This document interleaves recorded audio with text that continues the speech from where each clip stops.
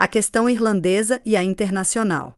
Todos os centros industriais e comerciais da Inglaterra têm agora uma classe operária dividida em dois campos inimigos, proletários ingleses e proletários irlandeses. O operário inglês comum detesta o operário irlandês como um concorrente que rebaixa seu nível de vida, sente-se a seu respeito, como membro de uma nação dominante e torna-se, desta forma, um instrumento de seus aristocratas e capitalistas contra a Irlanda e assim consolida seu poder sobre si próprio.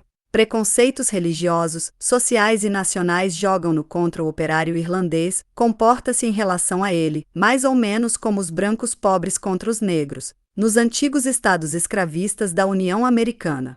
O irlandês lhe paga na mesma moeda, vê nele simultaneamente o cúmplice e o instrumento cego da dominação inglesa na Irlanda. Este antagonismo é mantido artificialmente e atiçado pela imprensa, pelos sermões, revistas humorísticas, enfim, por todos os meios de que dispõem as classes no poder. Este antagonismo constitui o segredo da impotência da classe operária inglesa, a despeito de sua boa organização.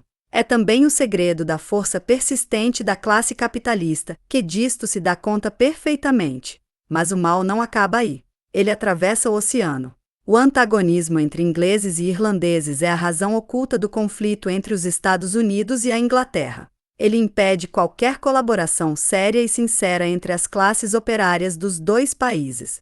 Ele permite aos dois governos mascarar, quando lhes convém, o conflito social, excitando os dois países um contra o outro e, em caso de necessidade, provocando uma guerra. A Inglaterra, metrópole do capital, potência até agora dominante no mercado mundial, é no momento o país mais importante para a revolução operária e, além disso, o único país onde as condições materiais desta revolução chegaram a um certo grau de maturidade. Por isso, a Associação Internacional dos Trabalhadores visa, antes de mais nada, acelerar a revolução social na Inglaterra. E o único meio de consegui-lo é tornar a Irlanda independente.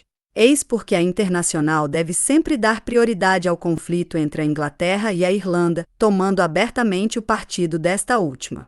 A tarefa especial do Conselho Central em Londres é despertar na classe operária inglesa a consciência de que a emancipação nacional da Irlanda não é para ela uma abstrata questão de justiça e de humanitarismo, mas a condição primeira de sua própria emancipação social. A questão irlandesa e o proletariado 1. Minha intervenção na questão da anistia irlandesa e, além disso, a proposta que fiz de discutir no Conselho Geral 2. A posição que a classe operária inglesa deve adotar a respeito da Irlanda e sobre ela deliberar. Tudo isto naturalmente não tinha outro objetivo senão falar abertamente e de forma decisiva a favor dos irlandeses oprimidos, contra seus opressores. Pouco a pouco cheguei à convicção, falta apenas inculcá-la na classe operária inglesa, de que ela nada poderá fazer de decisivo, aqui na Inglaterra, enquanto não romper da maneira mais clara, em sua política irlandesa, com a política das classes dominantes, enquanto não associar seus interesses aos dos irlandeses. Também não tomará a iniciativa de dissolução da União Forçada de 1801 e de sua substituição por uma confederação igualitária e livre. É preciso visar esta meta, não por simpatia à Irlanda, mas como uma reivindicação no próprio interesse do proletariado inglês. Senão, o povo inglês continuará a ser tutelado pelas classes dirigentes, pois ele é obrigado a unir-se a elas para enfrentar a Irlanda. Todo o movimento popular, na própria Inglaterra, está paralisado de antemão pela contenda com os irlandeses que constituem, na própria Inglaterra, uma fração muito importante da classe operária. Aqui, a condição primeira da emancipação, a derrubada da oligarquia agrária, é impossível, pois não se poderá tomar de assalto a cidadela, enquanto a aristocracia fundiária preservar, na Irlanda, seus postos avançados fortemente entrincheirados. Em contrapartida, assim que a causa do povo irlandês estiver em suas próprias mãos, assim que ele se torne seu próprio legislador, assim que passe a governar a si mesmo e goze de sua autonomia, o aniquilamento da aristocracia fundiária, em grande parte os mesmos indivíduos que os latifundiários, tornar-se-á infinitamente mais fácil que aqui. Na Irlanda, o problema não é somente de ordem econômica, a questão nacional coloca-se ao mesmo tempo, pois os latifundiários irlandeses não são, como na Inglaterra, os tradicionais dignatários e representantes, mas os odiados opressores da nação irlandesa. Não somente a evolução social interna da Inglaterra está paralisada pelas relações existentes com a Irlanda, mas também sua política externa e, sobretudo, sua política com a Rússia e os Estados Unidos da América.